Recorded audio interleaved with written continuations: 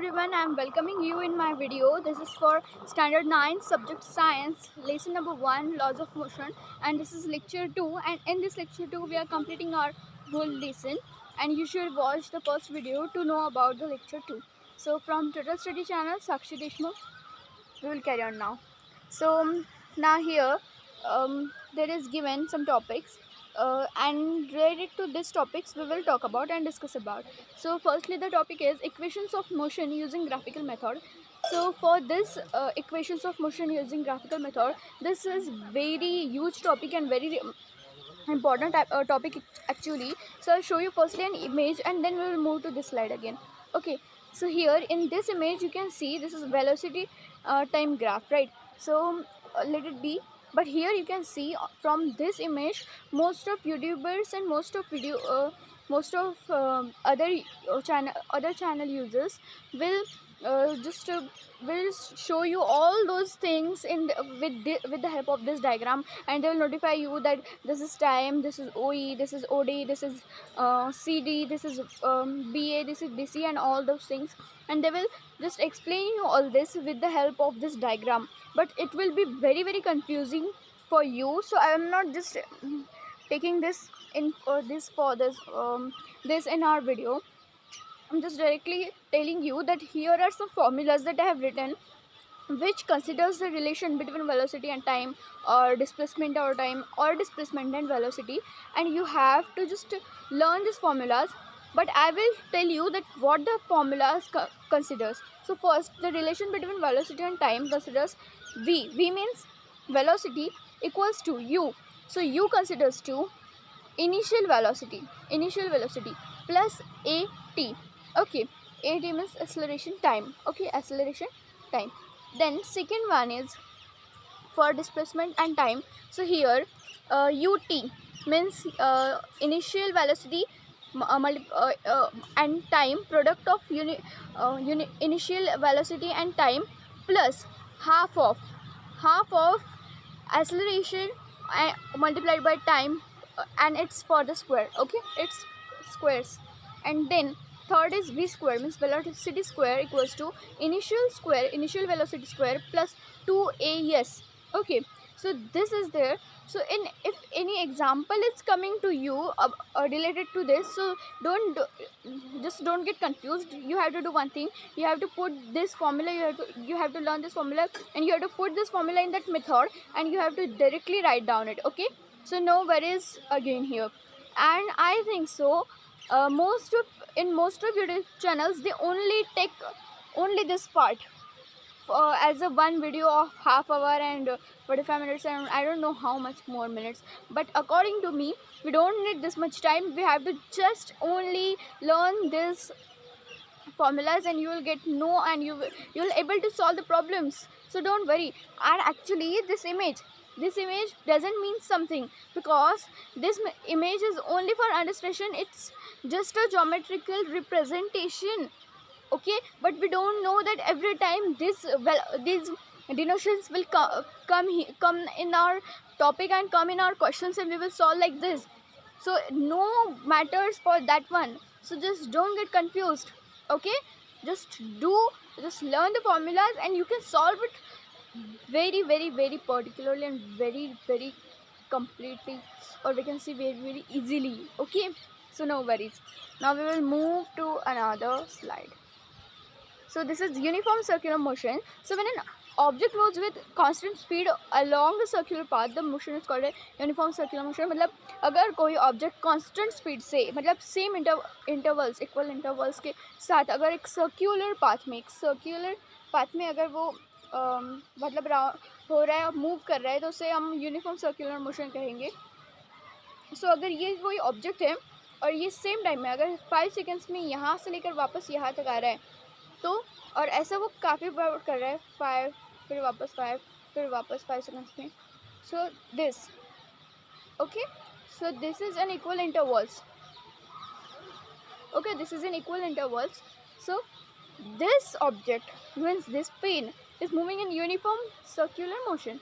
Now see, if an object moving along a circular path of radius r, so हमें पता है radius क्या होती है, takes the time to come back to its starting position, its speed can be determined using the given formula. अगर हमें उस circular path में जिस इससे वो स्पीड से घूम रहा है, अगर वो हमें वो स्पीड निकालनी है तो हमें सर्कमफरेंस पहले तो पता होना चाहिए और फिर टाइम, और अगर हमें वेलोसिटी निकालनी है तो 2πr अपॉन टाइम, ठीक है। तो ये जो दो है, ये जो दो है इसका आप स्क्रीनशॉट निकाल दो और आपको ये किसी भी हालत में लर्न करना मैं बता देती हूँ, ठीक है। अभी हम आगे की ओर चलते हैं। सो अगला स्लाइड जो है वो न्यूटन्स लॉज ऑफ मोशन। तो 3 लॉज है पर्टिकुलरली। सो लॉ 1 है, an object continues to remain at rest or in state of uniform motion along a straight line unless an external unbalanced force acts on it. मतलब उन्होंने ऐसा दिया है कि अगर कोई ऑब्जेक्ट कंटिन्यूस अगर जा ही रही हो यूनिफॉर्म मोशन में, स्ट्रेट लाइन में, मतलब यूनिफॉर्म लीनियर मोशन में अगर जा रही हो, तो जब तक कोई एक्सटर्नल अनबैलेंस्ड फोर्स उस पर एक्ट नहीं करता तब तक वो ऑब्जेक्ट कंटिन्यू करता रहेगा। तो अभी आपको समझ में नहीं आएगा, लेकिन मैं एक एग्जांपल देती हूँ हमारे जनरल वेजेस में। जैसे कि अगर कोई कार जा रही है हाईवे से, हाईवे तो पता है स्ट्रेट ही होता है इसलिए मैंने हाईवे का बोला, अगर कोई कार हाईवे से जा रही है विथ यूनिफॉर्म मोशन से जा रही है अलॉन्ग अ स्ट्रेट लाइन, तो जब तक कोई दूसरे एक्सटर्नल अनबैलेंस फोर्स उस पर एक्ट नहीं करेगा तब तक वो रुकेगी नहीं या फिर उसकी स्पीड कम नहीं होगी। लेकिन मतलब अनदर फोर्स, अभी कार का एग्जांपल लिया है तो समझो, अगर जब तक कोई दूसरी कार वहाँ से उसका दूसरी कार अगर जब तक उसके दूसरी कार नहीं टकराती तब तक वो नहीं रुकेगी उस पर, मतलब दूसरी कार मतलब अनबैलेंस फोर्स है वो दूसरी कार भी, क्योंकि वो उसको टकराएगी, मतलब वो भी अलग अनबैलेंस चल रही है इसीलिए टकराएगी ना, वरना वो भी सीधी चली जाएगी, राइट। इसीलिए कहा है unbalanced force acts on it, ठीक है। ये है लॉ 1। अभी लॉ 2 देखिए, the rate of change of momentum is proportional to the applied force and the change of momentum occurs in the direction of the force. तो अभी momentum क्या होता है, मोमेंटम मैं आपको बताने वाली हूँ बाद में, ये 3 लॉ पढ़ने के बाद। तो अभी ये लॉ आप समझ लो क्या है। तो जब मोमेंटम का जो रेट ऑफ चेंज है अगर वो भी अप्लाइड फोर्स से प्रोपोर्शनल होता है, ये मेन उसका लॉ है, ठीक है। And the change of momentum occurs in the direction of the force, जिस डायरेक्शन में जिस फोर्स का जो भी अप्लाइड डायरेक्शन है उसी में वो मोमेंटम जो है वो ऑकर करता है, मोमेंटम का चेंज एक्चुअली ऑकर होता है।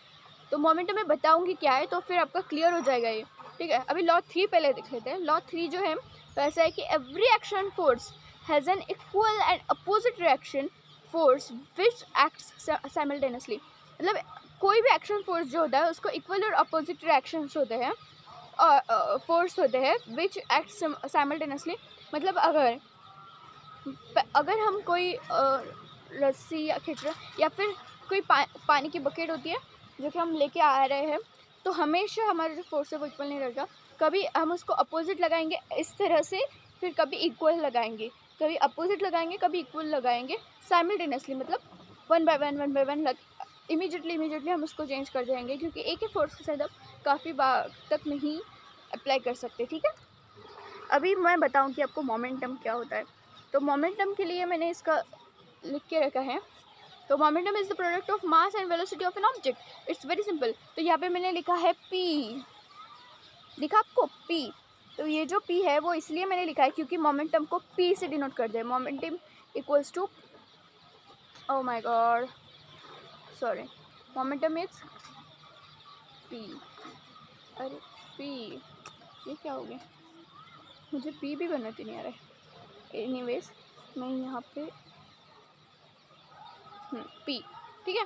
तो मोमेंटम क्या होता है, मास और वेलोसिटी का प्रोडक्ट होता है, मतलब आपको उसको मल्टीप्लिकेशन करना है तभी आपका मोमेंटम निकल के आएगा। तो मोमेंटम जो है वो एक वेक्टर क्वांटिटी है, और यहाँ पे क्या दिया है मैंने, rate of change of momentum. तो रेट ऑफ चेंज जैसे कि हमारे लॉ 2 में था जो कि प्रोपोर्शनल है, तो रेट ऑफ चेंज जो है वो कैसे निकालना है आपको, तो रेट ऑफ चेंज आपको ऐसे निकालना है यम वी और यम यू अपॉन टी। तो यम वी होता है, यम मतलब तो पता है मास, और वी मतलब फाइनल वेलोसिटी, और यम यू मतलब mass multiplied by initial velocity. तो mass multiplied by final velocity minus mass multiplied by initial velocity, और अपॉन है उसके टी, मतलब आपको डिवाइड करना है टी मतलब टाइम, ठीक है। तो इस तरह से आपको निकालना है, स्क्रीनशॉट निकाल लीजिएगा, जो कि सिंपल इसमें हम ऐसा कर सकते हैं, मास और उसको ब्रैकेट में लिखेंगे v माइनस यू, मतलब final velocity minus initial velocity upon time. तो यहाँ पे मैंने क्या किया, एक मैंने प्रॉपर्टी यूज़ किया है, जैसे क्लोजर प्रॉपर्टी है वैसे एक प्रॉपर्टी यूज़ किया, मुझे आप कमेंट में बताना, ठीक है, जो कि मैथ्स में किया। मैं पूछ रही हूँ क्योंकि मैं एक मैथ्स की भी टीचर हूँ, तो मैं इतना तो पूछ ही सकती हूँ। और उसका रिजल्ट क्या आएगा, m a is the applied force, mass of the applied force, जो कि हमने लॉ 2 में पढ़ा था, राइट, अप्लाइड फोर्स पढ़ा था ना, तो वो है वो। और रेट ऑफ चेंज कैसे निकालना है ये भी मैंने आपको बताया अभी, बराबर। तो ठीक है, हम आगे की ओर चलते हैं अभी। तो law of conservation of momentum, मतलब अगर मोमेंटम के कुछ लॉ है वो जो कि हमें पढ़ना है, तो पहला लॉ है ये है कि the magnitude of total final momentum equals to the magnitude of total initial momentum. मतलब टोटल मोमेंटम का जो भी मैग्नीट्यूड होगा, सेम मैग्नीट्यूड आपका इनिशियल मोमेंटम को भी होगा, ठीक है। अभी सेकेंड लॉ है, when no external force acts on two interact objects, there interacting चाहिए था, sorry, on two interacting objects their total momentum remains constant, it doesn't change. So एक सिंपल सी बात मैं आपको बताती हूँ, अगर कोई दो ऑब्जेक्ट्स अगर इंटरेक्ट हो रहे हैं, suppose this is a pen cap and this is a pen and they are interacting with others, applying force, I am applying force from both side and, और अगर ऐसा करते वक्त अगर कोई दूसरा फोर्स उसको नहीं ये कर रहा है, मतलब उस पर एक्ट नहीं कर रहा है, तो तब तक उसका जो मोमेंटम है, मतलब रेट ऑफ चेंज है, वो कांस्टेंट ही रहेगा, मतलब वो चेंज ही नहीं होगा, ठीक है, उसका वो रेट ऑफ चेंज ही नहीं होगा, ठीक है। अभी थर्ड लॉ ये है कि when two objects collide the total momentum before collision is equal to the total momentum after collision. मतलब अगर दो ऑब्जेक्ट्स है जो कि कोलाइड हो गए, अभी ये एक ऑब्जेक्ट है पेन कैप और ये एक ऑब्जेक्ट है मेरा पेन, अभी ये कोलाइड कैसे हो रहा है, देखो मैं पेन को जो है पेन कैप में घुसा देती हूँ, देखिए ये पेन है, इसको मैं पेन कैप में डाल दे रही हूँ, तो कोलाइड हो गया कि नहीं, कोलिजन ही हुआ है। तो मोमेंटम जो कोलिजन के पहले था और कोलिजन के बाद में था, तो वो सेम ही रहेगा, सेम, ओके। तो अभी आगे की स्लाइड की ओर चलते हैं। अरे तो just a minute, okay.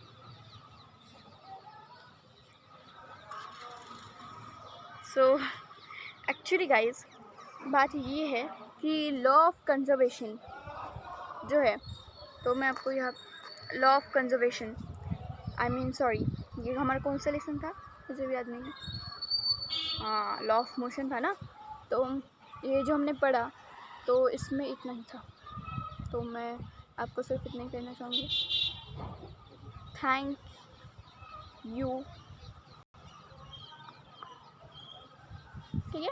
So bye bye everyone and we will meet you in the next video, and if you like the video, अगर आपको पसंद है तो ही लाइक करना, ठीक है, अगर नहीं पसंद है तो आप अनलाइक कर सकते हो, मेरा कुछ भी नहीं है, लेकिन सब्सक्राइब ज़रूर करना, ठीक है।